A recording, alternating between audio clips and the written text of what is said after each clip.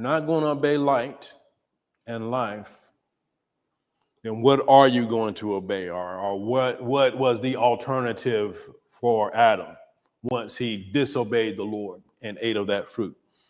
Romans 5:12 says, wherefore by one man sin entered into the world. Meaning, if you're not going to obey light or the instruction that you've been given, now you're sinning.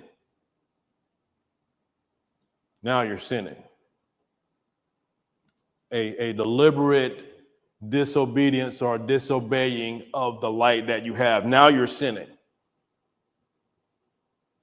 Through Adam's yielding to darkness, it says, by one man sin entered into the world, and death by sin. That's what the Lord had told him already. He said, if you eat this fruit, which I told you not to eat, you've demonstrated that you're not going to walk under my authority. You're not going to walk under my command. And whoever servant you're going to yield yourself to obey, that's the servant you're going to be. Now we see here some more clarity out of Romans chapter 5 and verse 12, where it says, now sin has entered into the world, or we can just put it this way as well, not to change the scriptures, but to give us a little more clarity. Disobedience has entered into the world.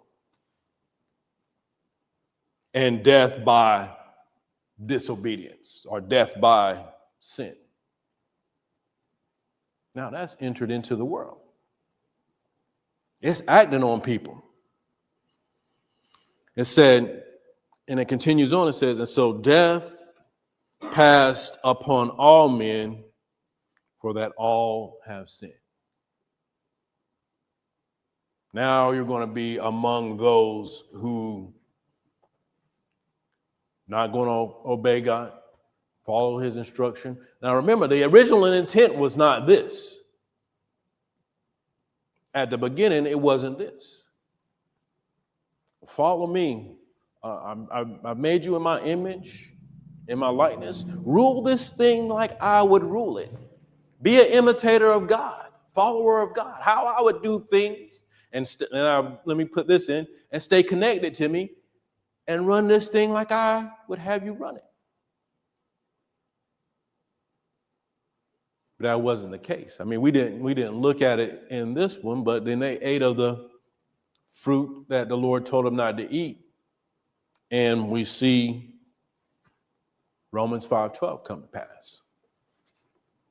Now death is upon all men.